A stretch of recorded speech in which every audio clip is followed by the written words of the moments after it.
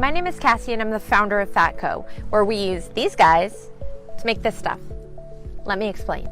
At Fatco, we specialize in making natural and organic skin and body care products, many of which contain tallow. It's nutrient dense and healing. It's extremely high in vitamins A, D, K, and E, all super important for skin health. It's natural, it's healthy, and it's sustainable.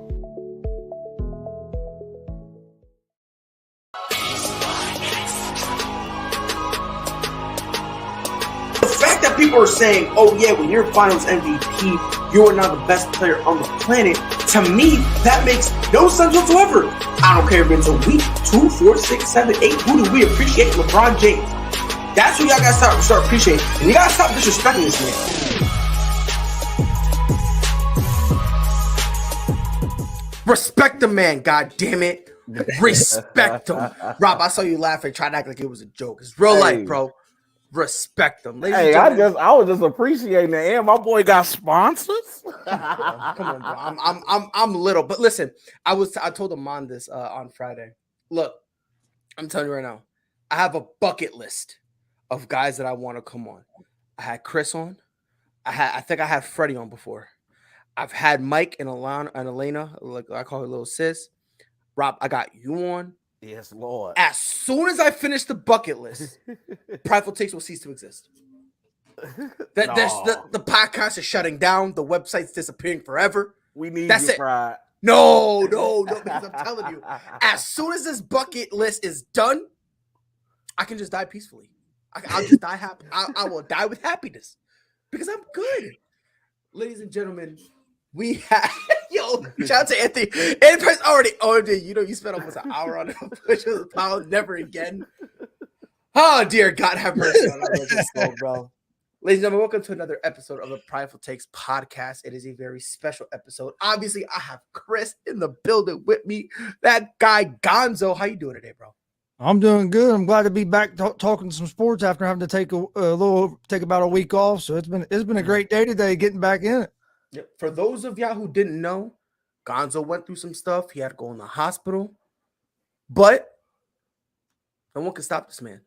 My guy met the Grim Reaper and told the Grim Reaper to suck it, and he sucked it all night long because ain't nobody stopping my boy Gonzo, bro. So Gonzo, Yes, Lord. I'm glad you're doing better. It's great to see you now, Rob. His debut episode. Honestly, I've hated Chicago since the day I was born. I know. I really don't like Connecticut. You know, but I hated Chicago. But this man right here makes Chicago a little more palatable. If I had, there's three guys. There's three guys. I know Mike Hughes in there. 100%. There are three I love guys. Mike. Oh yeah, I like Mike too. There are three dudes that made me like Chicago. That's you, Rob, Mike Hughes, and then the other Mike that I do my show with. He's gonna be here on Wednesday. Yes, Lord. If it wasn't for y'all three, if it wasn't for y'all three, y'all Illinois boys. That's what I'm gonna call it. Illinois boys. That's what I'm calling it. Yes, Lord. But I'm telling y'all, bro, that's y'all the reason I said Bulls in 6. Now I'm gonna change it to Bulls in 7. All right, I'm gonna die on the hill. You know what I mean? I'm gonna die on that hill with pleasure. We're gonna be dying with you because it looks like it's gonna be a long, slow, painful death. And we're gonna see what happens. Yeah, real quick, Rob, what part of Chicago you live in? South Side, baby. Okay, I don't think you're too far from my sister then. South Side, baby. South side, north side, dead side is all I heard, brother. Like, yo, real talk. Rob showed me downtown because like he was doing it. So he was on the show or whatever. So I saw downtown. Swear to God that it looked exactly like Hartford, Connecticut. Swear to God, with like the tall building, it looked the same. And I was like, wait a minute, hold on, whoa. It's beautiful, man. Yo. Now, I like Chicago. One thing I don't like, you can't find nowhere to fucking park. No, that's everywhere. I go to my sister's house. I go to my sister's house and have to park 2 blocks down the road and walk to her house because there ain't nowhere to park out on the road anywhere. No, let me tell you how bad it gets. It gets to the point sometimes, depending on what time it is at night, you like, bro, could you come to me? Because if I leave, I might not get my parking spot. Yeah. We would walk down the street to like the restaurant and stuff, so we wouldn't lose our parking spot. You don't want to lose your parking spot in Chicago. Yo. Then you got to park 8 blocks away. You like, oh Lord Jesus. Yo, that's funny. By the way, Yuki in the comments, shout out to that boy, bro. He's convinced it's gonna be that Brooklyn's gonna win 3 games in a row, and then the Celtics end up If they do Ooh. that, he's convinced. He's going to die on that sword. Hey, yo, live his life. And he said, bro, was that that difficult? We argued Debo because Michael was more difficult than a black fight with child support. I'm going to hell. Dog, I don't think I've ever in my life wanted to bash my head in more. Oh man. Like, he contradicted himself so much, man. And that and he wasn't getting it. No. Don't worry, guys. We still love you, Mike. Yeah. Rob sounds like Baltimore. Like be more. Yeah, what they be saying, whatever you two and you know, they put emphasis on that shit. Hold on, partner. Listen, that's like a 2.5, 3 hour ride from. Hey, I know about be more. I used to watch The Wire. So you know what it is. You know, I've been on one vacation in my life, and it was to Washington D.C. and Baltimore. Yeah, I've been to Baltimore. I think I was at that pier. It's like a pier there. It used to have like an ESPN zone. I was at that and stuff pier. like that. I was at that pier. Yep. And then I got to go to a Baltimore Orioles baseball game there at Camden Yards, one of the nicest baseball parks I ever stepped into. I went there, but it was in the off season. Right. So it was like, I wasn't able to fully appreciate it. It's cool, like it's down in a hole. Yeah, like, and that's the crazy part, because like you don't realize it, because there's a highway that you drive. It's like you drive by it, and you see it like, it looks down, but at first glimpse, you just think it's because the highway is up. What you don't realize is that highway, even though it's a bridge, it's really not that high. It's actually only a couple feet higher than the normal street level in Baltimore. And when you go to Camden Yards, it's crazy. Like, you gotta go down. It's I was gonna say, when you walk in, like the I can't think what they call it, like the concourse. Yeah, the concourse. Yep. You walk in, and when you go in, you're on the top level. You have to walk down. You walk down to your seats. It was it was awesome. I was like, man, there's not a bad seat in that place. Everything's all low. It's cool. Yep. I've always wanted to go there, like, but the Orioles suck, but I've always wanted to go there while there's like a game going on. They played the Rays when we were down there. Yeah. And then when we was in Washington, D.C., we went and watched the Washington Nationals there at National Park play against the Cubs, which I can't stand the Cubs. My fiance is a big Cubs fan. As you can see, I'm a big Cincinnati Reds fan, so we argue about it all the time. I don't really watch baseball, but I'm a Sox fan by default. See, that's what my sister's husband is. He's a big White Sox fan. They go to White Sox games, like they go to probably 10, 15 a year. Yeah, I gotta get down. Before we get into it, Grant has a great question. I have a question. Do you think the Oakland Athletics are similar to the Washington Commanders, considering they have low attendance, a shitty stadium, and shitty ownership? Well, if y'all disagree with me, let me know. I think there's a difference. I think with the Washington Commanders, I just think it's the shitty ownership because the owner is just a bad guy. When I think about it with the Oakland Athletics, I don't think he's a bad guy. He's just cheap. That's what I was getting ready to say. He just don't want to spend no money. He like there was like a thing I saw that he did not spend. It was, what was it? Like, it's like 31 million. And I think it was like, how many years ago? It was like 30 years ago, something like that. That's how much their payroll was. And now it's still 31 million. But because of inflation and all that stuff, if you actually look at it, turns out he's actually spending less, which is wild. So it's like, and a lot of people saw like the empty seats. That's not because like the fans are boycotting. Like, if you guys go to any Oakland Athletic, because I was curious, I went to a couple of the Oakland Athletics message boards and Facebook groups and whatnot, and it's them saying, "Yo, we love this team, but we can't. I'm not. This is a joke." Just because of the owner? Yeah. Yep, they're boycotting the owner. They're like, either get us a new owner or spend money, because the owners, some of the owners, they just not They don't really care about the franchise. They really just bought it because they saw another piece of income. Right. And they're not really, they're not like the Mark Cubans of the world, the Robert Krafts of the world. Yes. You know, and it's people that want it, or even, hey, hate them or love them. But can nobody say Jerry Jones doesn't love his franchise? The Cowboys are, that's his baby. You know, he spends. It does at the bare minimum.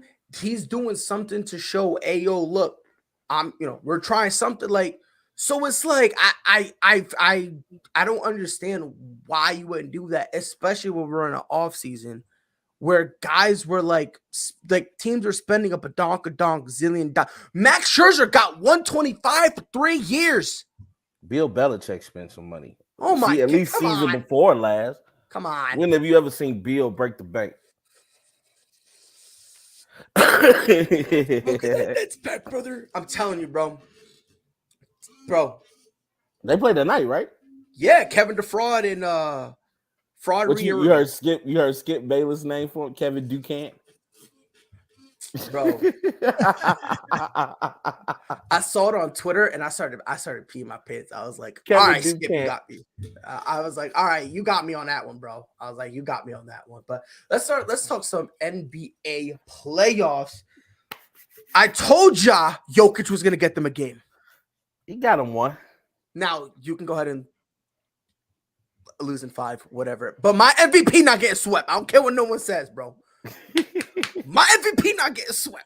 So we chilling right now, bro. Let me tell you something. The Warriors winning it all. That's my hot take for the day. Actually, yo, thank you for reminding me. I got you. See, this is my why hot take.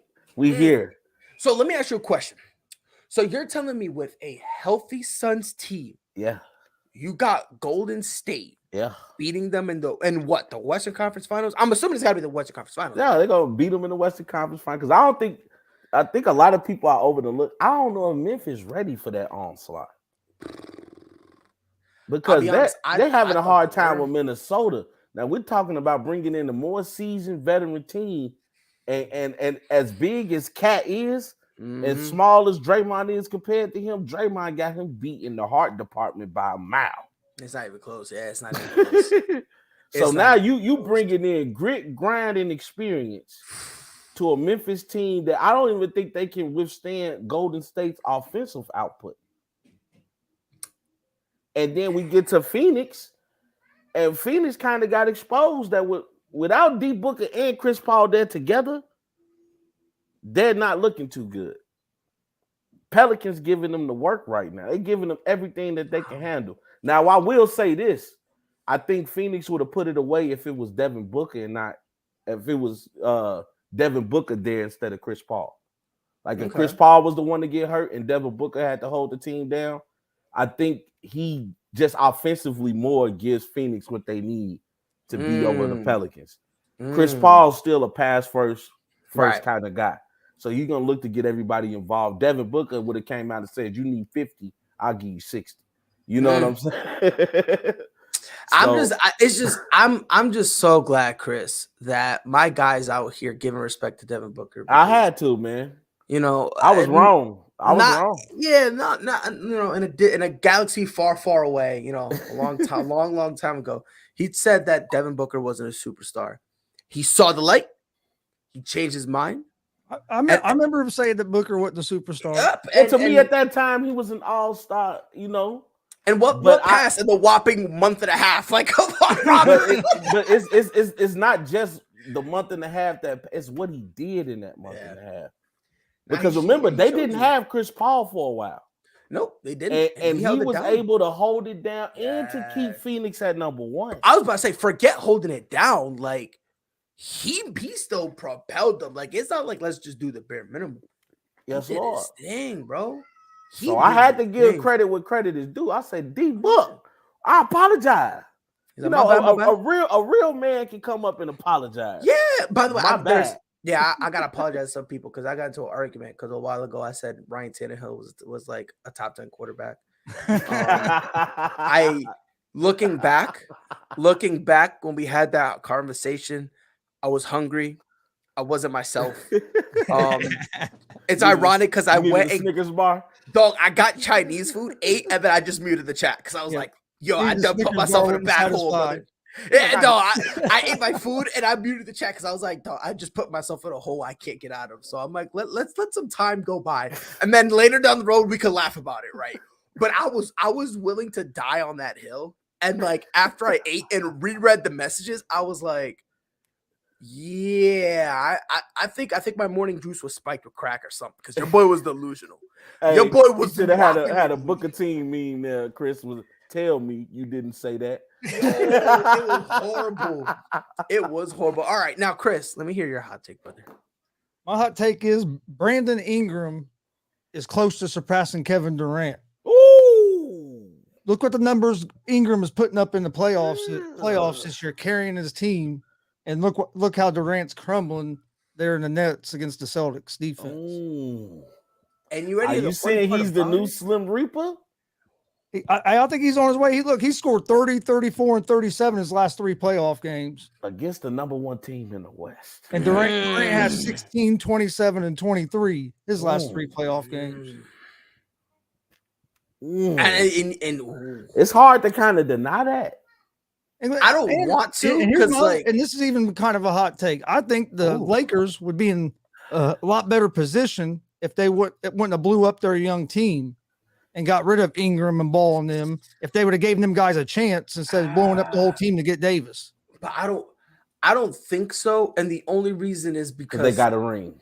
What? No. I'm not even saying a ring. I'm talking about the individual players. Like Brandon Ingram was there before LeBron got there, before the trade, and the biggest chance to grow. They did. They gave him the chance, and the kid was just playing very tentative. Well, he got traded, now and that's what I'm saying. He traded, and it flipped the switch in him where it was like, well, you know all right, what? Bet, let's get it. I think the pressure was too much. Because first, before you played with LeBron, you were still playing for the Los Angeles Lakers organization, which means I don't care win or lose. They like the Knicks. And I wasn't ever. But my thing is, I was never a big Ingram fan. But now, man, I've been watching him, and that man, he's just getting better and better and better. But for that Lakers take, this is where I give pushback because they were rebuilding. Yeah. So it's like I understand you're playing for the Lakers, but you're rebuilding. There's no playoff aspirations. There's still nothing. The Lakers, though. I think I think they went to rebuild mode too soon, though. Is what I'm saying. I don't think so. I understand they had to. And you want to try to win now, but I think if you gave time, that team might have been able to gel and win more than one ring. Which I'm not saying Kobe shouldn't have got the loyalty. I believe everything Kobe got, he should have got. Well, I mean, if you tell the guy you're going to pay him down the road, you have to pay him because then if you don't, you look dumb. So if you tell a guy, yo, take a cut now and later down the road pay you, you got to be a man. Especially a guy that's done so much for your organization. Bought you 5 rings. You know what I'm saying? So I'm not touching that one. It is what it is. Look, wait, look. Okay, he bought 2 rings and he contributed to another 3. I'm not saying nothing. Can I say that? I know Shaq was the main centerpiece of those. Bro, listen, Rob. It's my show, but it's your episode, so you can say what you want. You can say what you want. No. I want to be politically correct for our casual viewers out there that don't know me. I want them to know I know what I'm talking about. So yes, I do understand. Shaq bought the first 3 rings. Kobe contributed, but Kobe was the main leader of those final 2. By the way, we haven't even been 20 minutes in. And Yuki says, "Pride, you need to be slapped for that Tannehill take." Bro, you don't understand, bro. I was in hiding for like 3 days, and then I popped up in the chat from like I can't remember what it was. There was an argument. I just popped in the chat, mad smooth, mad casual. I said one thing, and then I waited because I was like, "Don't bring up Ryan Tannehill. Don't bring up Ryan Tannehill." And I was just waiting, and I guess everyone forgot. So I was like, "All right, bet I'm comfy, right?" But okay, wow, okay. So 2 good ones. All right. So you think Golden State? They win it all. Golden State beating Phoenix, how many games? 6. Okay. And then that's if Booker, and you're saying that if that's everybody even if Booker comes back and everybody's healthy. I got Golden State in 6. All right, we'll see. And then Chris came out here and said, "Hey yo, Slim Reaper 2.0." B.I. Damn, they don't have to start calling him B.I. He said, "Bro, if you told me he was in your top 10 quarterbacks, bro, I promise I wouldn't play Warzone with you." Look, man. Listen, Pride was going through a dark time. Pride got lost in the sauce. forget loss, he bro. saw Tennessee winning, and he was like, "It got to be the Tannehill." Well, it's because I felt like in Miami he got dealt a raw deal. Because I felt like in Miami, no matter what quarterback you put in that situation, Oh, and just Miami, whatever quarterback you put with Adam Gase is exactly. Game. So I felt like that situation kind of really wasn't his fault. So I kind of was going with the all right, come on. So I think it was just like some biases. Plus, he gave the Patriots some good wins. So with his dog shit play, so Good free old, him. yeah. But I went and got drug tested. Turns out I pissed hot. You know what I mean? I did drugs, so I apologize. You know what I mean? But ever since then, have not said a word about Ryan Tannehill. I've been ducking that conversation from now on. If you ask me about Ryan Tannehill, swear to God, I'm gonna pretend my mic went out. Swear to God, my headset broke. Be like. I swear to God, I'll start pretending like I'm deaf, dumb, and mute. Like, don't play with me. Probably just gonna say that the link won't work and I can't be able to get on the show. Email me. But round one of the playoffs continues, and shots fired, 100%. So we're gonna start with the first game that happened. The Milwaukee Bucks beat the Chicago Bulls 119-95. Milwaukee now leads the series 3-1. Now that team's come back from a 3-1 deficit. The Milwaukee Bucks over 50% from the floor, over 50% from three. Granted, they had some struggles at the free throw line, but solid in terms of getting boards, solid defense. 14 turnovers, a little concerning, but when you're hitting shots, who cares? Like, let's just call it what it is. If you're shooting over 50% from both the floor and the 3-point line, go have 100 turnovers. Who cares? You're still gonna win. You know what I mean? So Rob, actually no. Yeah, don't call Chris. Don't make me go through this misery again. Chris. Down 3-1, or I'm sorry, up 3-1. Do you think going into Game 5, Milwaukee will kind of play a little cocky and a little slow, or do you think they come out and just end it? I think it's going to be about the same as the last two games. I think they're going to go and dominate the Bulls again. The Bulls just aren't running hardly no offensive sets. They're just going down and throwing the ball up. They are. And Vucevic was playing good the other night. When they were giving them the ball, he was hitting some shots. But then it was like they just stopped giving the ball, dribble the ball down the court, and fire up a three. Yeah. And then they, for some reason, why the hell are they charging Giannis? He's going to try to go by you. So then they charge him up top and let him go, and then he can just drive right by him at will. Even if you're double teaming them, there ain't no reason. Hell, I'd let Giannis shoot threes all day before I ever went out there and played a tight defense on the 3-point line. Facts. Frankie. Facts. By the way, Rob ain't never hide from L. He ain't ever hide from an L. That's one thing my boy Rob never do. Nah. He don't hide. I appreciate but Rob, that. There's a question for you that I'm very curious about. Andy Price asks, are the Bulls a bust? No. Do they need to blow it up? No, not yet. We just played 1 year together. I think this was a successful season. If you honestly ask me, the Bulls got hit the hardest by COVID. We had so many injuries. Not to mention, I don't think we played with our rightful starting lineup about 5-6 times. If we want to be honest. And so for the Bulls to not only make the playoffs, we avoided the play-in. And we're here right now. And we got a game on the defending champions. To me, successful season. Especially if you look when people said that DeMar DeRozan was the worst trade in NBA history. You're right. Like, there were people who said that. And I said, I've been saying this from the jump. Like, if you genuinely believe that there's a bridge in Brooklyn, I'll be more than willing to sell you, bro. Like, you're an idiot. If you granted, I didn't think it was the best thing in the world, but I didn't think it was the worst. I didn't think it was gonna be worse than Westbrook. No, not at all. Like, I like when I looked at the deal, I was like, you know what? It's a solid pickup. I didn't think it was anything to just to drool over, but at the same time, I didn't think it was something to poo-poo on. I didn't think it was the worst. I looked at it as a situation where it was like, all right, you know what? solid pickup. Mm-hmm. You got a guy who can give you a quiet 17, help you a little bit defensively. Could be a nice number 2 to Zach LaVine.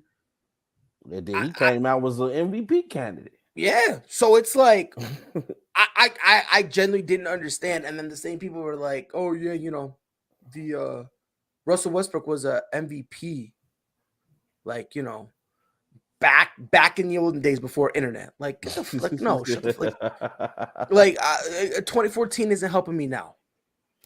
2014 ain't helping me now. And they gave him the MVP because one reason they gave him that MVP was because he averaged a triple double. That was Right. it. That's all. That's all it really was. Go to mommy.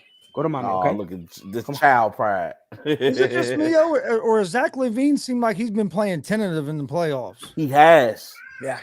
He has. He's not out. You know what, man? And that's what troubles me, because if we look at this game 4 that was just played, you know, you would think, you know, nobody ever wish injury on anybody, but you would think Chris Middleton goes down. Okay, I have a chance. You know, that's a defender that's not on the court. That's an all-star that's not on the court. That's about 20 to 25 points that's not on the court. And then not only do you not play offensively, you let fucking Grayson Allen come in and had a game of his damn life in the NBA. Bobby Portis shooting threes like he's Steph Curry out there doing the shimmy at the 3-point line. I'm like, you know, the Bulls took no pride, bro. Like, it's like they really came out there and just laid down. Yeah. Grayson Allen came in and had a game like he was Clay or somebody. Last 2 games, hasn't he? Last 2 or 3 games, he's had like 27 points. He says LaVine been playing con man type of basketball. Listen, man, I'm not gonna go there, Frankie, but we had the conversation earlier that, like, is he playing his way out of that super max? Oh, he's played out of it. But here's my thing. I maybe it's just me, because we kind of touched on this a little bit, Rob. But I believe where you guys are right now, you have no choice but to give him the super max, even if you put up straight donuts. Where he gonna go? Who's gonna give him a super max in their right mind? To be honest, like a super max, I think there's a couple teams who could. Are they gonna get? I'm not saying who could. I'm saying who will. I think there's a couple. Zach LaVine ain't box office. If you want to be real, he's not box office. He's not the guy that you're gonna mark your calendar for. Like, I'm going to go see Zach LaVine play. Now I could see a team like my Indiana Pacers giving him a big. I was about to say, like, I could see the Pacers. I could see the Lakers, because if you give that money to Russ, if they're gonna give it to him, then by all means, more power to him. But if I'm Chicago, I'm not paying him that. I'm not paying you Supermax. You didn't prove to me anything that you were Supermax. You don't show up when it counts. If you don't pay him, who you bring in to replace him? That's kind of the. I'm gonna get Bradley Beal. But I'm Supermaxing him. See, I would not Supermax Bradley Beal. I Supermax him before I Supermax LaVine. Smoking herbs. You're smoking spiked herbs right now, brother. I am. They're not spiked. But what I'm saying is, if you look at overall production, if we get into a playoff scenario like this, where we have a Bradley Beal and DeMar to go to feed off each other, I'd take that over Zach and DeMar any day. I'm not. I can't, because guess what? And mind you, this is coming from a guy who I used to love Bradley Beal until you really take a look at it. Oh no, I treat him the same way I treat Damian Lillard. You want to stay there? More power to you. You deserve everything you get. Whatever. But here's how I look at Bradley Beal. Is he gonna give me 40? Yeah, he'll give me 40. Take him 37 shots to get it though. Will he drop a cool 50 bomb? Yeah. 45 shots later though. I'll give you that. But sometimes that's kind of why I'm like, my thing with LaVine is I feel like he ain't doing enough. Like, you need to, like, this ain't no time to be tentative. You know what this reminds me of? You can't be timid, bro. It's not time to be timid right now. This is the playoff.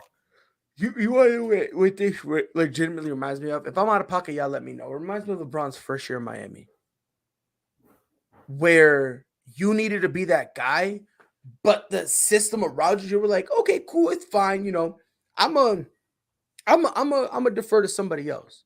But the system was already around LaVine. But he was here before DeMar got here. But Rob, think about it. You now have a legitimate championship caliber team. DeMar DeRozan has been playing phenomenal basketball. He's been deferring to DeMar practically the entire season. Mind you, while he's doing that, everyone is praising him for it. We get to the playoffs and he's like, hey, yo, I'm still riding the hot hand. He's still doing his thing. And it puts him in an awkward situation I where would he say needs I to, agree with you, but you know what I mean? DeMar shot what? 8 or 20. Zach LaVine still got up 18 shots, bro.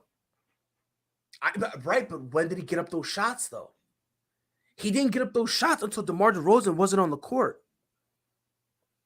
That's where a majority of his shot came from. He from. got you 13 down.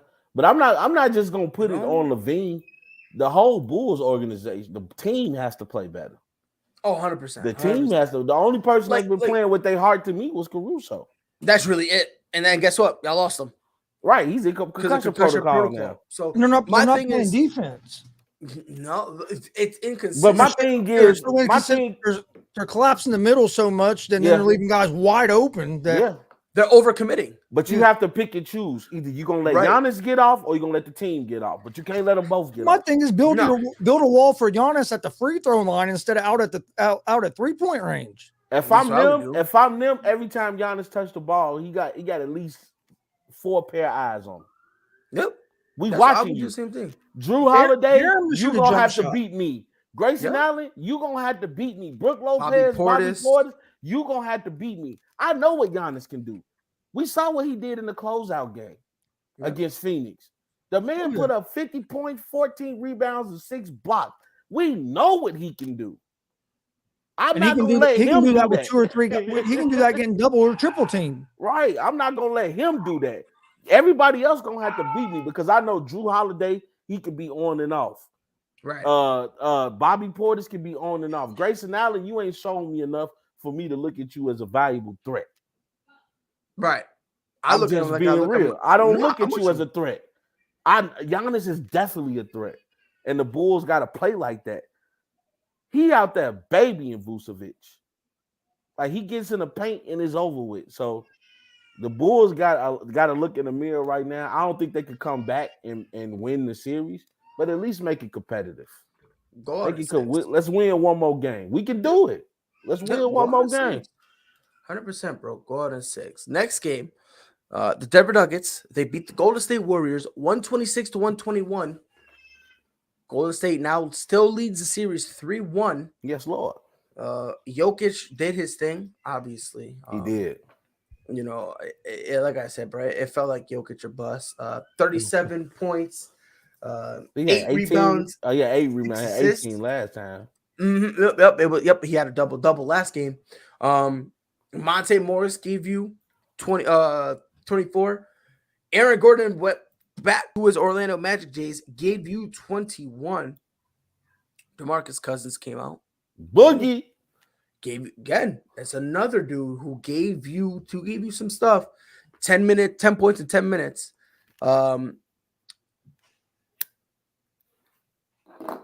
Rob, pertaining to the Nuggets. Yeah. Because I saw this on Twitter and I had to think about it for a second. With everything that you see going on now, with the injury to I'm not even talking about Jamal Murray because I think Jamal Murray could bounce back. Yeah. Michael Porter Jr., with him already having back surgery. Yeah. Do you consider moving Michael Porter Jr. to get another piece? A little bit. I'm not completely sold on MPJ yet.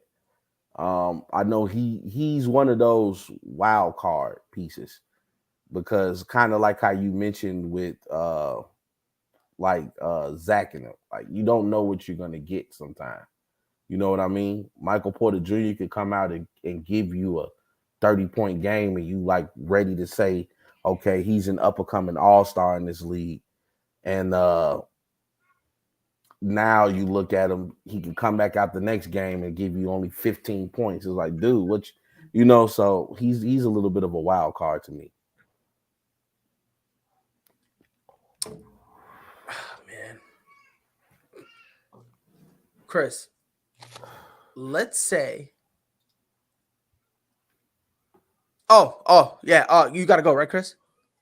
Okay, yeah. Yep. No, don't worry about it. Don't worry about it. Go ahead. Do you think, bro? Be safe. Take care, Chris. I need to be on one of the wrestling shows. Hey, we'll get you on. But Rob, legitimately speaking, what could you get for a guy like Michael Porter Jr. coming off a back injury? Well, what's his contract situation? Let's look that up. I'll tell you right now. Because I know he got paid. I know some of it is guaranteed, but I do know that because at first he signed a 4-year, $15 million contract with the Denver Nuggets. He got his 15 guaranteed. Yes. Okay. And he signed his contract so he's a free agent in 2027. Right. So, yes. Okay. Yep. That's a good question. I mean, his salary though is not exactly break banking. So I think you can get a nice little deal for Michael Porter. It's only 15 million. I mean, he's making what if it's for 4 years? What they put him down? He's making about 3.7 a year. So yeah, because I'm looking at right now the estimate. I'm looking at 29, 32, 34, 36, 39. Yeah, that's an estimate though of what he could potentially make. Because I'm looking at it now, they said he signed a 4-year, $15 million contract. Oh no, $150 million. Yeah, it's $150 million contract that it was. Let me see here. Yeah, it was after the basically like after all the guarantees, it turns out to like a 5-year it turns out to be like a 5-year deal. A 5-year $150 million deal. So he already signed that. Yes, it's already signed. Okay. It's already signed, dotted. Because I see his contract extension. It comes out to like a 5-year, $172 million. Yep, that's the one. See that? Yep, that's the contract that's gonna end up kicking in. What is it, next year?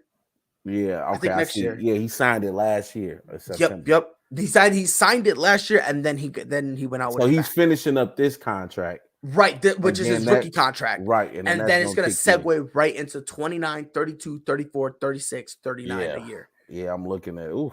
So that's what I'm saying, bro. Like, consider the fact that that's why you can't just jump out the gym and start giving people money like that. See, I miss the old days when you had to earn that contract. You can't have one good season and all of a sudden you making top max money because now it's going to be harder to move you. That's a Westbrook contract.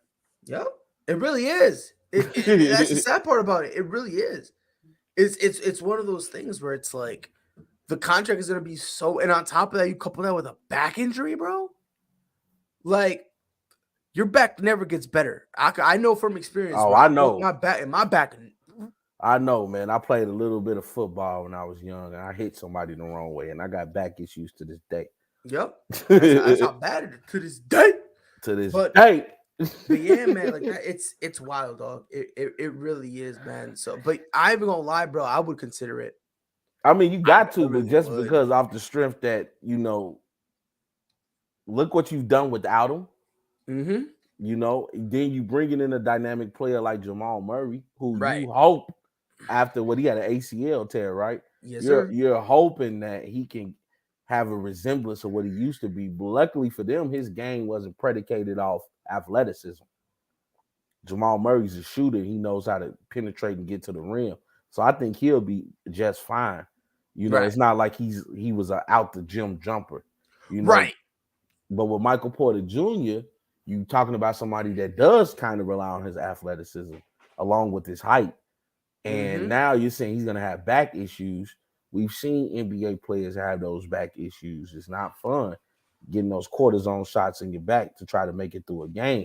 We saw what that did to Larry Bird later in his career. The man had to lay on his stomach, just to get some type of relief on his back. So, I mean, Phil Jackson couldn't even coach due to back issues. He had to get a special chair. And so does LeBron, but you expect that with the mileage LeBron has on his body. So that's kind of hard because Michael Porter Jr. is really just beginning his career, and you already have an issue that can be detrimental to the development of your game. So I'm looking to try to get him as far away from Denver as possible. Yep. Even though I don't think that's going to happen, just because he just signed the contract extension. Yep. I think they're going to try to give him a year or two before they blow it up. 100%, 110%. From Golden State's point of view, Jordan Poole, because this is something I kind of want to talk about. Okay. Jordan Poole, still starting, right? You still got Steph coming off the bench, giving you 33. However, Jordan Poole played 39 minutes, 3 for 10 from the field, 1 for 5 for 11 points. Yeah. Is this Jordan Poole becoming who he truly is, or is it fair enough just to say it was a bad night? I think he just had a bad game. I mean, we've seen Steph have 11-point nights. We've seen Clay, on his comeback from injury, have 11-point nights. So I honestly think it was just a bad shooting night. Also, too, you got to remember now, he's starting to be scouted. I think sometimes with these players that come out the blue is because there was no scouting report on you. Mm-hmm. So we wasn't really looking for you. Now we kind of, we know where you like to pick and choose your spots. I think if Jordan Poole goes back to that lane penetration. So, Coach, what's up, Coach? I think if he gets back to that lane penetration, because I think he's a little bit better at getting to the rim maybe than Steph. Right. Right. And my thing is, like, what I kind of did notice about Jordan Poole a little bit was that he it was this thing where, like, he knew he was kind of shooting off. He wanted to shoot through it, but he also was still trying to look to pass it, right? Like, he was trying to do two things that unfortunately you can't do at the same time, like to get out of your funk and to keep everybody else involved. It's very hard to do that. And that's basically one of those things that you got to pick. You got to be like, all right, right now, I'm going to shoot through it. Or right now, I'm going to get other people involved. Like, there was a play where Clay wanted the ball at the top of the key. And if Jordan Poole just swings it, that's a wide open 3 for Clay. Because Clay was feeling it. He dropped 32. He was feeling it. 7 for 11 from 3. So he was. Yes, Lord. He was feeling it. You see what I'm saying? And for me, I think I call it a mixture of a bad game.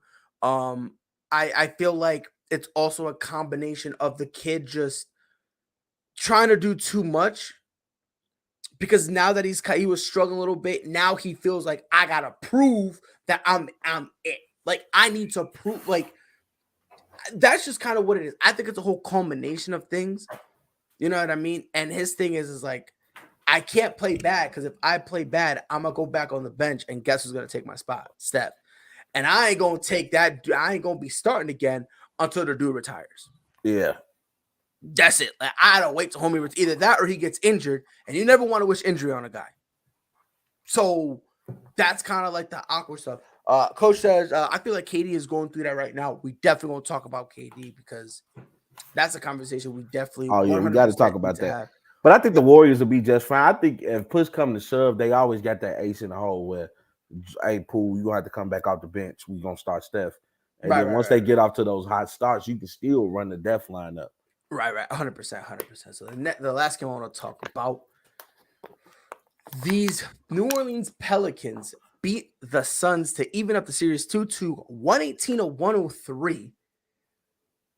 It was crazy. DeAndre Ayton, 23 points. JaVale McGee gave you 14 points off the bench. Cam Johnson gave you 13. Jay Crowder gave you 11. Those are the only 4 players in double digits. Mikal Bridges had 8 points. Chris Paul had 4. 6 from Torrey Craig. 2 points from Elfrid Payton. 8 from Cameron Payne. Holiday gave you 7. And Shamet gave you yet another 7. Looking over on the other side, Brandon Ingram. Golly. Dude is heated. Dropped a cool, disrespectful 30 bucket for no reason whatsoever, might I add. Jonas Valanciunas, who is, as I like to jokingly refer him to, had his way easily. 26 points. Herb Jones, not only he gave you 13 points, but the defense he played on Chris Paul. Yeah. CJ McCollum gave you 18. Obviously, coming off the bench, Jose Dodge Durango gave you 5 points. Old Graham Cracker gave you a respectable 8. Garrett, I gotta go to Temple, gave you a big old donut. So, but he only played 2 minutes. I don't care. He got garbage time minutes. I don't care. You should have put a bucket up. I don't care. Hold on, Temple. Oh, for head ass. I don't want to hear no. Oh, but you get a rebound. He can get a rebound. You got a rebound. And how you playing 2 minutes in garbage time and you have a plus minus of -2? God bless him. That's why I don't like plus minus, bro. That's why I don't like it as a stat. It was 2 minutes of him being out there too long. I guess, man. Like that's why I don't pay attention to plus minus, bro. Because I feel like it's an unfair stat. It doesn't tell the full story. It can be, but sometimes plus minus will tell you the story. Because like you'll look at like the other day where like Jokic had 37 and 18, but his plus minus wasn't that high. It was like, yeah, you did this on the offensive side, but you know, you letting Draymond just throw the gauntlet out there on you. 100%. He threw the gauntlet, averaging a whopping 8 points per game. I don't want to but he's look at his assist numbers. He's been a good passer with the basketball. Right, Draymond is the point forward on that team. So I feel like that's unfair to kinda. Not really.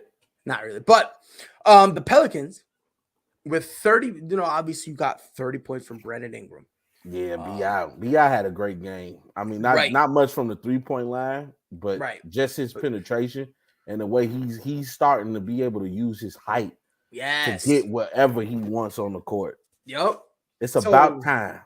Yep. So Jonas Valanciunas had a pretty great game. Yeah. Same CJ McCollum, solid game, very respectable, gave you 18 points. But here's my thing.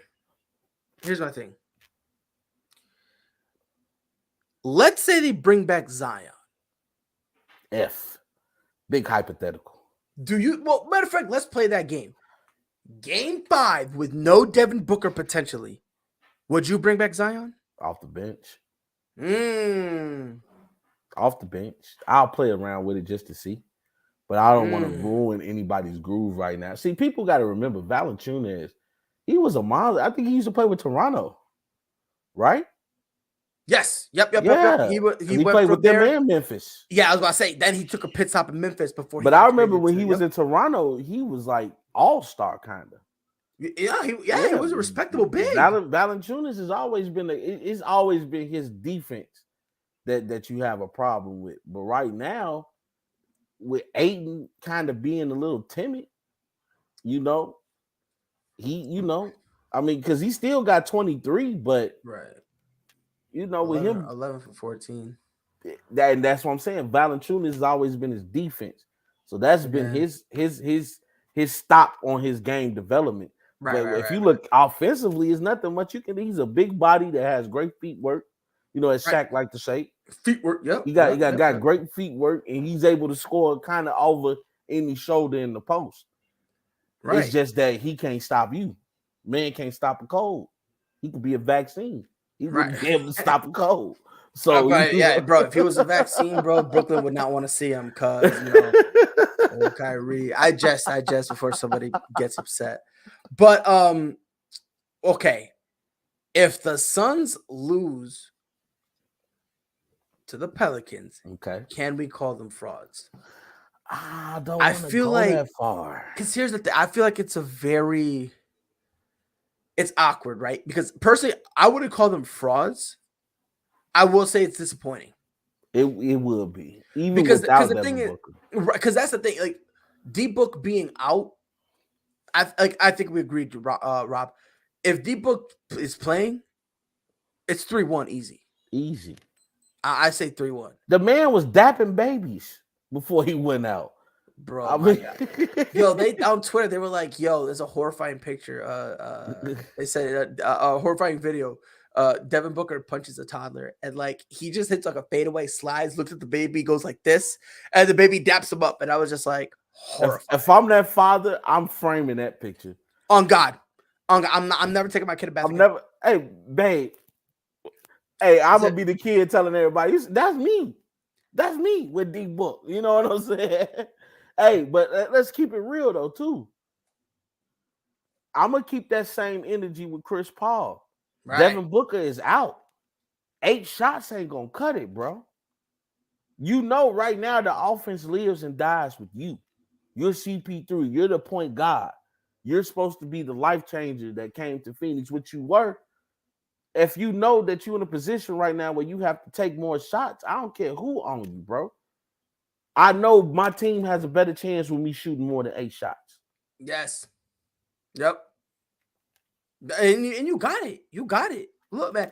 And I love Chris Paul, but hey, we gotta hold him accountable too, because I'm gonna hold him accountable. Again, 2 for 8. If again, to your point, Rob, if Devin Booker came out 2 for 8, we're killing him. We're killing him. We're killing him. 8 shots, Devin Booker. What?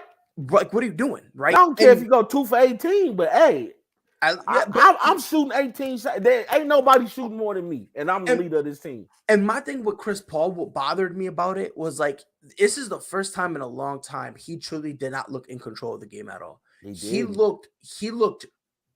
It was such a weird foreign sight that it didn't even make any sense, because I'm like, there's no way that the point guard, one of the best point guards of all time, whose game is predicated on control, just looks like he's out in no man's land. Herbie had them all flustered. Oh my, flustered.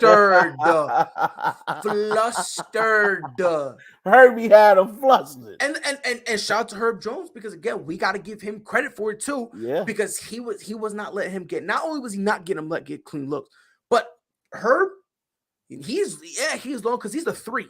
Yeah. He's long, but man, is he quick. So when Chris Paul was trying to do those quick moves, Herb Jones was right there with him. He was right there with him. Well, working for him. Which, shout out to him. And he's a rookie. Yep. That's what you want from your rookie. It's a young boy. So, and I like, he was showing heart out there too. He was screaming and getting the crowd involved. Was it him that went down and Chris Paul tried to help him up and he was just like, don't touch me? And he turned to his teammates. I know I can't remember who that was. I think it was him. I think it was him too. I think it was him, where he kind of was like there, and Chris Paul wants to help him, and he kind of literally turned away from him to get help from his teammates. Which, come on. I don't listen. I'm not mad. I'm not what? And not to mention, man, you know what I'm saying? I know CJ McCullough didn't have the greatest game, you know what I'm saying? Took him 21 points for his 18 shots, but people don't really understand how much of a great pickup that was. Yep. Like, them picking up CJ turned their whole season around. The Pelicans look like they were getting ready to just go in the back and wait on the gunshot. Yep. They wanted to die slowly. They were gonna be like, Yeller. And CJ said no. It was like the revive on Call of Duty. Yeah, my guy hit him with the self-revive. Yes, sir. He got revived. Yep. Like, hey, and let me 100%. Tell you something, man. These Pelicans right now look good. I would actually you kind of got something for the future to build around. To be honest, and again with all this stuff, Zion, all of a sudden, if I'm Zion, I kind of want. I want to come back. More year. I want 100%. I want to come because now the front office is giving you moves. Yeah, you see Brandon Ingram hooping great. CJ McCollum is fine. You got all these guys. I would give it at least one more year and we'll figure it out, and we'll see. Now you're gonna have to do that anyway. Natural position. You got Hope, you got Valanciunas. So now you can chill. So now you can go right back to the 4. Not easily. And now you chilling. Now you're able to play your type of basketball. Not to mention Valanciunas can stretch the floor. He can hit a 3 if he needs to. Right. So now you got a little space to operate. And you add that great field goal percentage that Zion has, because nobody can stop the man child down in the paint. You add that with CJ's playmaking. You add that with BI's takeover ability. That's a team to be reckoned with. Scary hours. Buddy. Not to mention, let's give a shout out to Coach. They coaches out there, Willie Green. The way he rallying the troops. Steve Nash needs to be taking notes right now. I know we're gonna get to them in a second. But he needs to be taking notes. It's about being a leader amongst men. You don't just say put the ball in my best player hand and hope for the best. You Yup. coach them. You got to coach the team. 100%. I agree with you, but talking about Steve Nash right now, Celtic at Nets. Brooklyn leads the series. It's on too. It's on too. Yep, it's Yes, on right here, right now. That's why your boy's kind of looking at the second monitor because you ain't gonna catch me slipping. Not today. Don't worry, I'm ever. watching. It's not only the tip off is on right now. Yep. Rob, do you have these guys winning? Do you have the Nets winning, or do you think it's just gonna be a clean sweep for Boston? My brothers and sisters today. Yes, sir. My name is Reverend Rob Scott. Yes, sir. Here to perform the eulogy for the Brooklyn Nets. Mm-hmm. In the words of Kenny the Jet Smith, it's over. It's over. Jesus. Celtics and 4. I'm sorry. I don't have no faith in the Brooklyn Nets. Steve Nash has not made one adjustment as a head coach, like not one. It's a shame it took 3 games for you to realize, well, maybe I should put Blake Griffin in the game, see what he can give me. He is a player on this team. Ben Simmons is not coming. So there's no cavalry coming. And even right now, as I watch them play, it just feels to me there are no plays being run. They are trying to get the ball to Kyrie or KD, and that's not a recipe for success. Yep, not at all. I'm with you. Look, man, I don't like this whole thing with Steve Nash trying to act like he's a coach. He's not. That's the problem. There's also no one on that team that could I'm sorry, I just read something that did chuckle. But there's nobody on this team that can hold anyone accountable. No. By the way, you know what? Steve Nash should have had a problem. Like, if you're going to publicly say that you don't need a head coach, I would have publicly checked your ass because 100%. I am the head coach on this team. 100%. And I would have came out and said, I understand what Kyrie and KD have said, but if it was that easy to win a ring without a head coach, then why haven't they done so yet? Because last time I checked, Kyrie needed LeBron. Last time I checked, KD, you needed Steph. You ran to go to state. I 100%. I'm with you. I'm checking your ass. You have to, because as a coach, you need to do that. As a coach, you need to check your players because you need to be able to straight up say, "All right, look, let's get our act together. We have to do this because if we don't, we're screwed and we're going to be in a very bad situation." Good man, Ranger. Bye, Jaylen Brown. But again, that's really the problem. Like, there's no accountability. You got Kyrie Irving, who doesn't know how to be a leader. Kevin Durant can't spell leader. No. So now that leaves Steve Nash, a guy who's just kind of just like, what am I supposed to do? Like, I love Steve Nash. I love him as a player, but so he's not a coach. Bad because he's not. And you can't be timid as a coach. Right. Don't hit me that, it's because he's a rookie, because Ime's a rookie. Nah, and he's hooping. And, he was able to rally the troops. And guess what? Jason Kidd, when he first got his stint over with the Bucks, he was trying something. He tried. Shoot, Willie Green a rookie, ain't he? Yes. And he's taking a team that nobody had picked in the playoffs, and right now they're in position to eliminate the number 1 seed. Bro, yeah, 2-2. That's all I'm saying. So it's like I don't want to hear rookie talk. What I want, somebody need to step up and say something. And it's bad that not even the head coach or the best player of the team will do so. Yep. Like, somebody was supposed to check Kyrie ass. Like, if I was them, I would have told, I don't want you back. If you can't be here when we need you, bro, because of a damn shot, bro. You need someone. I don't want you back. I would have told they, hell no. Let us sit out the whole season. And not only Kyrie, I'm checking KD too, because I'm gonna go KD. I got all love for you in the world, but you need to grow the fuck up. Like, you're the best player. You need to step up. Like, stop worrying about who's saying something in the second row and worry about what's going on in this game. Yeah, Leo, stop worrying about the third row and worry about your 3-point shot. Stop worrying about the second row, worry about your 2-point shot. That's it. Like, someone say something to you in the first row, whatever, go hit a free throw that's worth 1 point. Like, that's what you need to worry about. You're worried about the right numbers, but in the wrong application. Like, worry about the wrong shit. That's a saying that we say here in Chicago. People be worried about the wrong shit. And KD be worried. You worrying about Wrong what's stuff. going on Twitter. You worried about what's going on with Kyrie. Worry about who you got there. You know what I'm saying? Yeah. You know, and I ain't giving James Harden no break, but shit, I would have wanted to get out there too. No, Like, this is a motherfucking circus. And now we're seeing it. And because I remember when he first wanted out, we killed him for it. But now seeing everything unravel, now I get it. You do. It's like it was a circus over here. How do we plan on being the best big three to ever be assembled? How do we plan on winning all these championships? Well, we can't even win within. We got Kyrie saying he don't need a head coach. We got KD afraid to tell people about themselves. You know what? Fuck y'all. I want to trade too. You know, while we at it. Yep, 100%, 110%. But next game, Raptors at Sixers. Now, I believe that Philly will finish it off. But I'm going to tell you this right now, man. Up 3-1, if I'm Philly, I'm scared. I would rather be 2-2. Yeah, swear to God. Doc Rivers, their coach, right? Yep. That's why I'm low-key. And I love Doc. But 3-1 right now, I'm getting shaky, baby. Hey, Scotty Barnes back. And he definitely, you know, you can tell that rookie of the year gained some confidence. And he was ready to get out there and get some playoff minutes. And he came out there ready to play. He did. He came out there ready to play, man. Philly, hey, in this game, if I'm Joel Embiid, I'm not playing with you. Mm-hmm. Like first 4 or 5 possessions off the back, we going down to me in the post. We're going to establish this real quick. It's over with for y'all. I think Joel Embiid has to be the one to set the tone.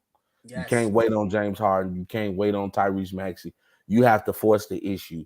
It's time for you to get your SNL on SLN, Shaq-like numbers. You got to go down there and establish from the go. When the opening tip happens, give me the ball. There's nobody on Toronto that can stop my big ass down low. He has to. He has to. Well, who they going to put on the Boucher? Siakam? They too small. Yep. So he's good. Yep. I think Philly is gonna do it. I think Philly wins, but I'm nervous though. Yeah, without a shadow of a doubt, because I think sometimes Joel Embiid starts thinking too much like a guard. Yep, and that's the problem, because once you have that coupled with Doc Rivers, who when things ain't going his way, he gets all pouty and whatnot. It's a recipe for disaster. It really we know is. What James Harden has done in closeout games. Not good. So I'm all that concoction could lead to something. Now I'm not gonna. If you want me to make a bet, I'm gonna say the Sixers win. I wouldn't even bet on that game. I'm saying if I have to. If I had to bet, I'm going Sixers. Yeah. Just because you just think, look, you got to put this team to rest, because if you let Toronto win again, who's to say they don't get confidence from when they beat y'all last time? I know they had Kawhi, but still at the same time, then you become a Philly team that's not so scary looking. Like, okay, we just got 2 back-to-back victories. We figured out the recipe. Right. And you got to do it before James Harden throw the game away. I'm sorry. You got to. I know a lot of people don't like the James Harden bashing, but we got to. It's true, unfortunately. If it quacks like a duck, it's a damn duck. 100%. And we know that he is not good in the playoffs. He has not been good in the playoffs. Yep. Last game I want to talk to you about, Jazz at Mavericks. Uh-oh.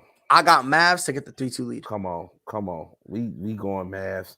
You saw what I mentioned, as I mentioned on the ASAP in the morning show. You know, the Jazz, I like that bag of chips you used to get from the store. Mm-hmm. And you get the big bag. You like, oh, I got a lot of chips. And then you open it up and realize it was nothing but full of air. Don't nobody trust in the Utah Jazz. Right. They about to blow that whole thing up. What you think? Here's my thing. If you don't make it to the Western Conference Finals, and if you make there, you need to win 7 games. Like, you need to go 7 games. Yeah, you got to make it competitive. You have to. If you lose to the Mavs for round 1, me personally, I'm blowing everything up. Everything. Because they haven't been competitive since the bubble, since they went against the Nuggets and Jamal Murray and here's my thing. Mitchell put on that show. Bro, they're looking like the Portland Trailblazers. Oh. And what I mean by that is, bro, you're doing the same thing over and over and over and over and over and over and over. And no changes whatsoever.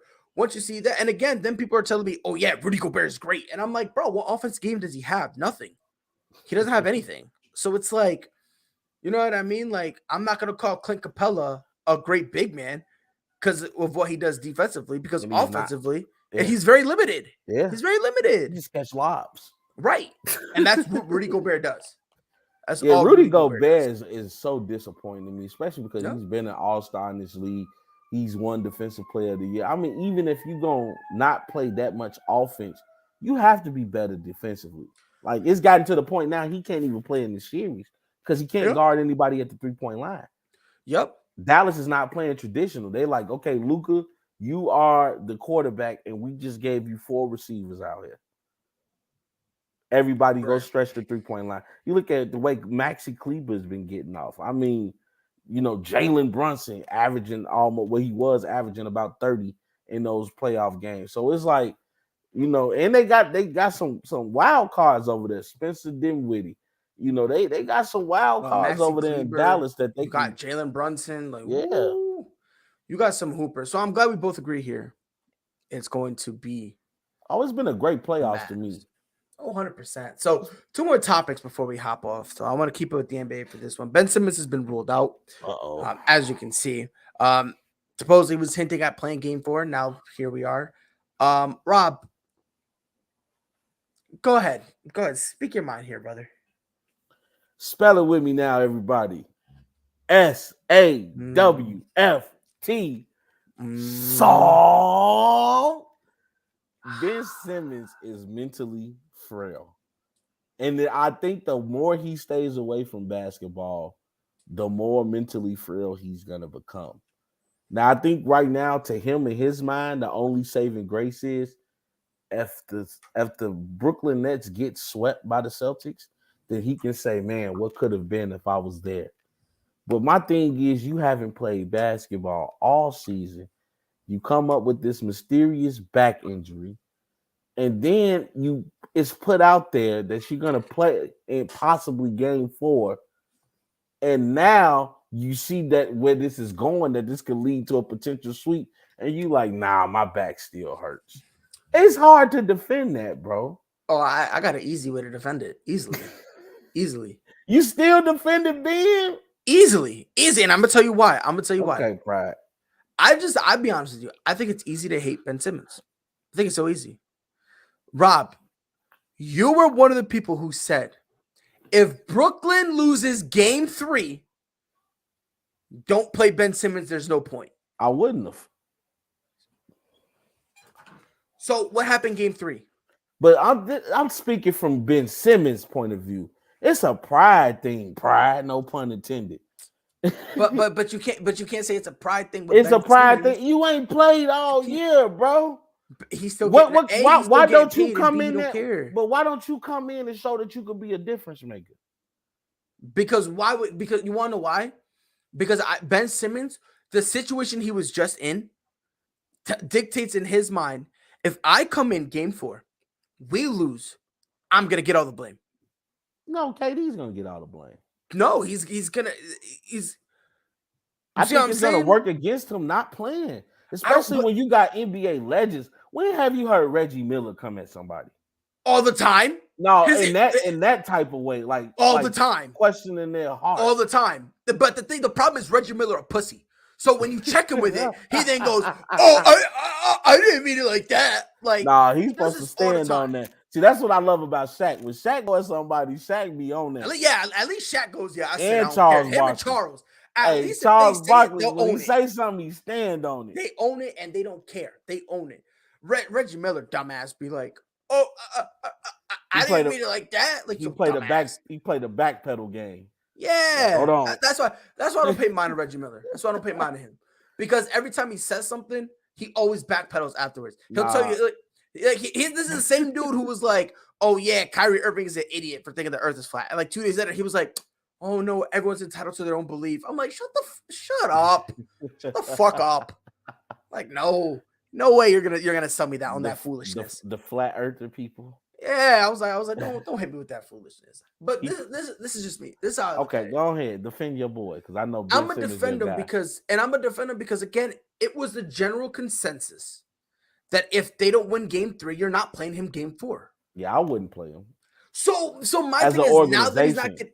That's what I'm saying. So as an organization, and we're not gonna, as an organization, we're not gonna say like But they're not saying that we ruled him. They're saying he complained about back stiffness and soreness. Yeah, they said that because you can't say, oh yeah, we're gonna rule him out because why? Like we're not gonna want to play him. Like they're gonna try to make it seem like he's experiencing back pain to try to protect them. That's just what they're gonna do. They do that with all their superstars, or all their other key pieces or whatever. Because I don't think right now we can call Ben Simmons a superstar, but no, all the key pieces like that's he's an all-star though. Yeah, he's been an all-star, NBA all defensive team last 2 years. Right, and you can get mad at that. This is the same dude who defended Debo in his vague self. I'm gonna defend Debo because guess what? Without Debo, talk about Debo wanting the trade. Yeah, I would ask for a trade too. Because think about it. And my if you're gonna pay everybody else, why I can't get paid? And I do a lot for my team. Right. Now, the only thing with Ben Simmons is like me personally, the way I look at it is like, why am I gonna sit here? Like, think about it. Why am I gonna sit here and go, okay, let me go play game. Let me go play game 4. Claxing with 2 clacks, dead ass.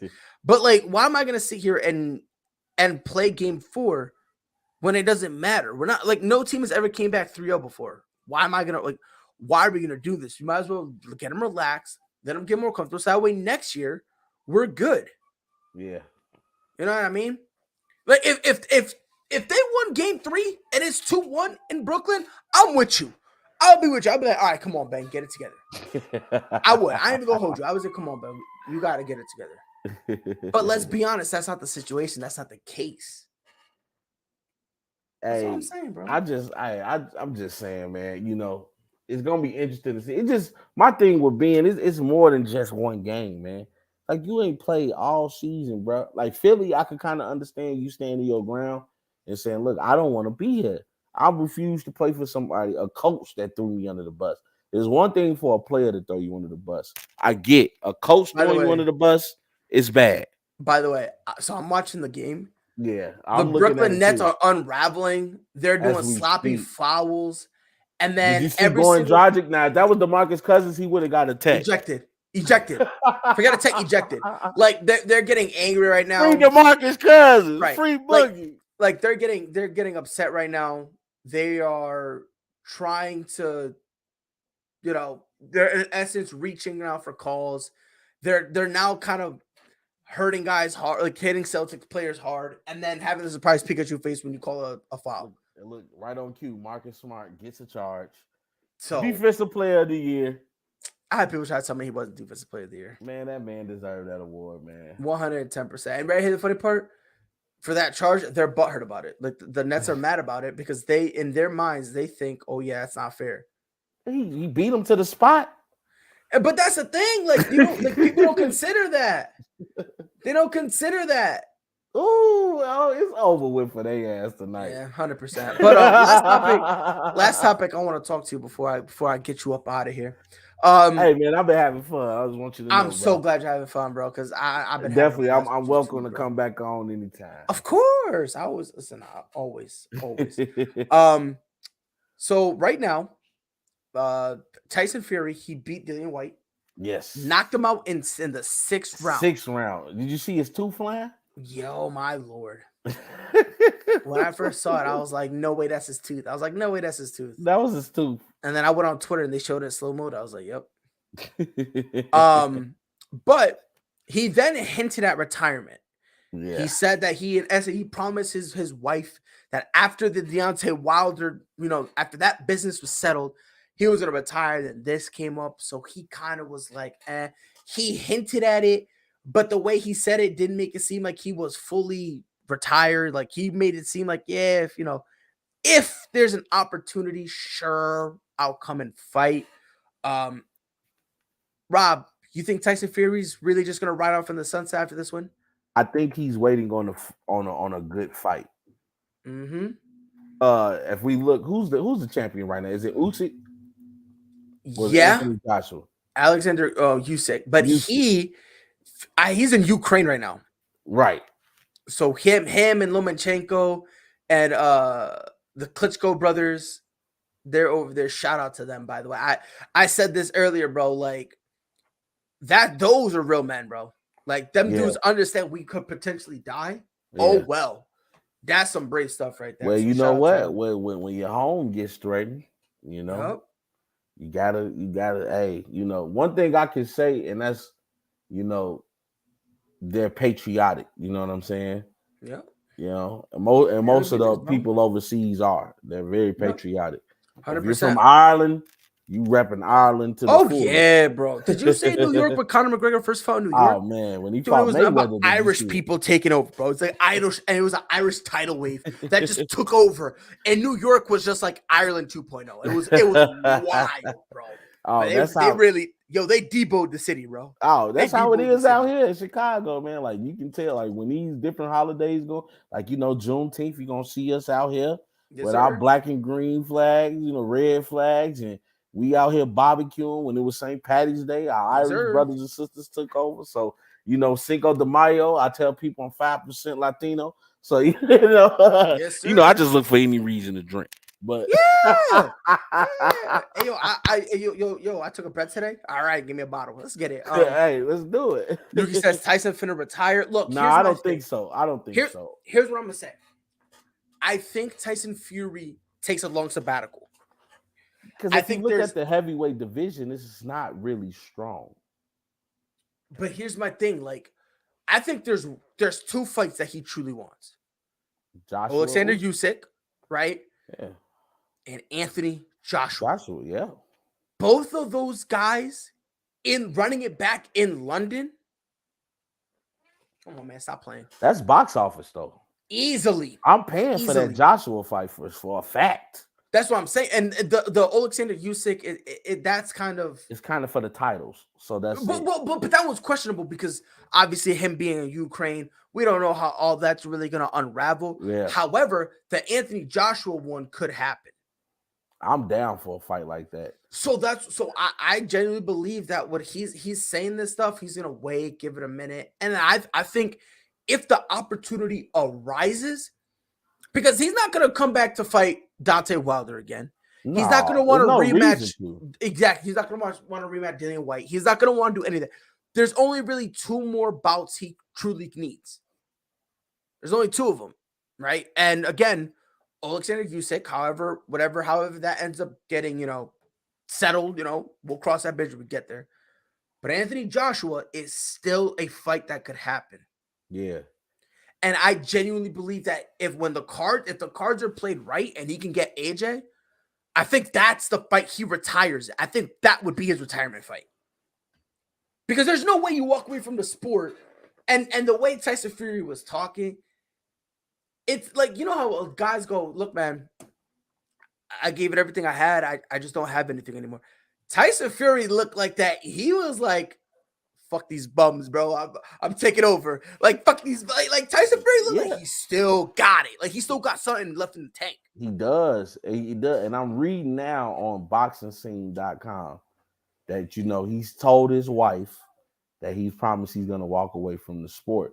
But she's saying that whoever wins between Alexander Usyk or Anthony Joshua, that he's probably willing to come out of retirement for that. Yep. Because she's saying, I would like him to come out now. He has nothing more to prove. But if he had anything left to do, I would say, yeah, Tyson, you do it. You know what I'm saying? So she's saying that she's willing to, say, hey, if that's something you feel you want to do, because I do think that's one of the things missing from his resume, fighting, those big name guys like that. I mean, we know he fought the Klitschko brothers, but think if you have an Anthony Joshua, or you're unifying the titles, that's something big. Because Anthony Joshua, even though he's had a couple L's under his belt, he's still Anthony Joshua. That's still a big, that's still a big name. That's still a big name. Yes, that's still a big name. Because I was scared for Deontay. Deontay kept hinting that he wanted to fight. I'm like, I don't know if you're ready for that fella. Right. And you said Giselle wanted Brady to retire. Now he's back. She's gonna file for a divorce. Like, I'm 900% positive. Nothing that's bringing money. I was about to say, I'm pretty sure Brady went up back to her. It was like, can I please? And she was like, fine. Like, I'm convinced Tom had to go, please, please, please, please, please. Like, you know what? I'm gonna tell you this. Sometimes he might have became worse being semi-retired. She's like, "Why you here?" You know, he probably was in the house watching old film, and she's like, "Okay, Tom, go." I promise you, he duct taped the kids to the couch, and he's like, "All right, so right now, Randy Moss, he's double covered over the top, right? He's my So ex receiver. So and look what I had download. Like, I guarantee he's breaking down old film. He FaceTime Peyton Manning and was like, "Hey, yo, Peyton, I'm teaching the kids." He goes, "All right, yeah, let me see a play. Let's see." And I guarantee it's just them talking back and forth. And then, like, his oldest son is like, "Dad?" He goes, Tom is like, "Yeah?" He's like, "Leave." Yeah, like, right. Go back to do something. Just leave, you know. Yeah. Hey, go speaking as ahead. a married man, sometimes like, you get go. more along with your spouse when they're you're not at around. work. Yes, you know yes, what I'm saying? yes. So that could have been it. But I think with Tyson Fury, here's my thing. With Tyson Fury, I think he's in a situation where there's only two real guys he wants to fight. Yeah. There's only two guys he wants to fight. Yeah. Alexander Usyk and Anthony Joshua. Outside of them, the There's fight will nobody else. not be intriguing enough Yeah. for him. Like, he didn't really want to fight Dillian White. I think he did that. Was that kind of contractual obligation, right? Not only was it contractual, but then when they said, "Hey, look, man, we'll hook you up and we'll have this fight in your hometown and in your home country," I think that's what made him go, "I'll do it." You see what I'm I ain't saying? got to go nowhere. Like, bro, I can just stay home. I can stay here and whoop his ass. Because that's what he hey, that's what he did, man. And we were talking about this early on the morning show, bro. Tyson Fury is unlike any heavyweight you've seen. With his sheer size and girth, the way that he's able, and pause on that from the people out there, but the way he got the hand speed with that size and his lateral quickness with his head movement and that, man, Tyson Fury is a dog, bro. Well, but so you said, is it Fury fight? Is it Fury fighting a boxer shorter than me, so he has a better chance to win? I mean, Deontay Wilder was taller, and he broke him down with his technicality. Yeah, Deontay Wilder was never a technical fighter. He was a knockout artist. And he was a knockout artist. That was it. If he caught you with the boom, you was going down. I mean, but Tyson could take a hit. And Tyson told you. Tyson said, I'm gonna get knocked down. He was like, he's gonna knock me down. He's like, I know. He was like, but he's not gonna knock me out. He's like, he popped up like the Undertaker. Bro, because listen, he took his best shot, and when he took that, he straight up said, "You know what? He'll probably can he knock me down? Sure. He's not knocking me out. I took the best punch he had to offer, and I was good. Is he gonna rock me a couple times? Sure, but I promise you, he won't be able to finish the job." Yeah, Deontay Wilder was always a knockout artist. I actually get mad at him that he didn't take like Mayweather up on his offer to kind of really learn how to box. Yep. Say what you want about Mayweather, but when it comes to that ring, tactician. He don't have to knock you out to win. He doesn't have to exert that much energy to win. He just knows I have to be in better shape than you.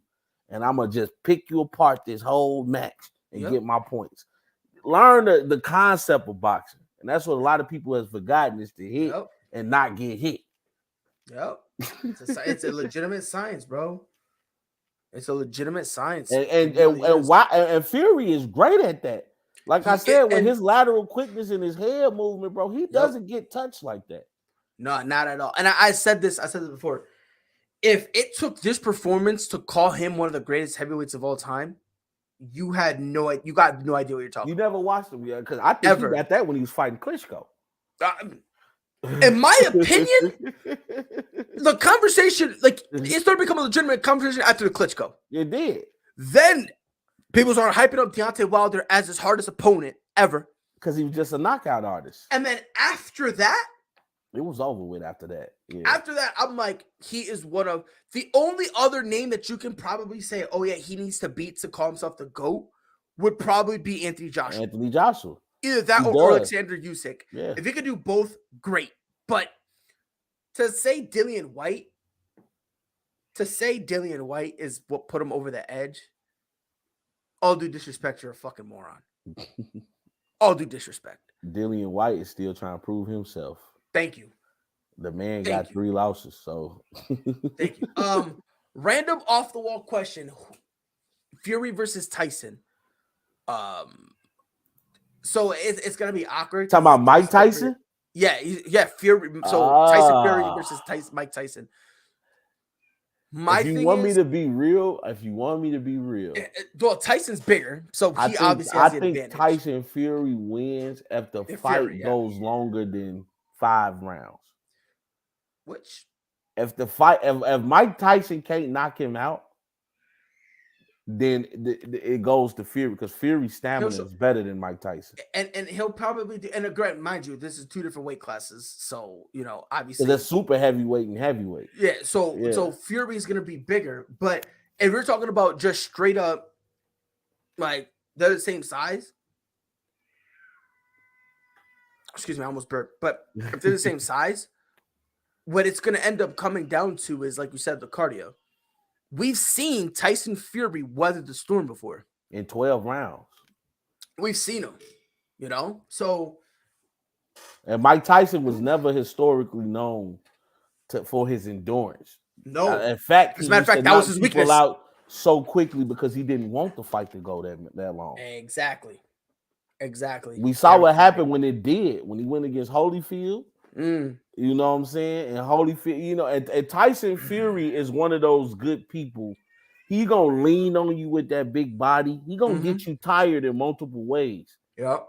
And if you get Mike Tyson tired when his arm strength is no longer a factor, now you talking about Tyson Fury who kind of picks up as the fight goes. To me, he gets stronger as the fight goes because you're losing power and he's keeping his power. That's what happened with Deontay Wilder. Yep. In that third fight, it was nothing he could do. It was like, dude, he got to 5-6 rounds. Oh, it's time for me to knock your ass out now. I'm done playing. Right. 100%. I watch some boxing now. I can break down some boxing. Yeah, bro. Yep, 110%. But this has been the Prideful Takes podcast. Rob, thank you for being here, bro. It was fun, bro. Yes, sir. It was fun. Chris was here. He had to take off. Thanks, Chris, for being here for a few. Definitely was fun. Thank you for the invite, brother. Rob, where can the people find you?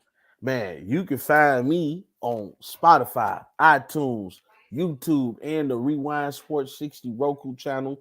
We also have an app for Google Play Store and Android as well, man. Rob's 2 cents. You see the background. We out here, baby. Pride, I appreciate you for having me on, my brother. Rob, thank you for being here. Always a pleasure. Greg says you almost went 2 hours. New record. I think this might be the longest one. Hey, I'm a talkative motherfucker. So. Oh, fuck yeah. 110%. But on behalf of Chris and Rob, it's your boy Pride. We'll be back here on Wednesday to talk more stuff. Till then, y'all know what to do. Be safe. We gone. Knew where that was going. That was a great read. Oh, Lillard from the logo. That'll quiet the 2 on the season. 2nd and 1 for the Bills. They handle the rush. Allen looking. End zone. To Shohei Ohtani. Center field. Let's watch it go. Did several of those inside low kicks.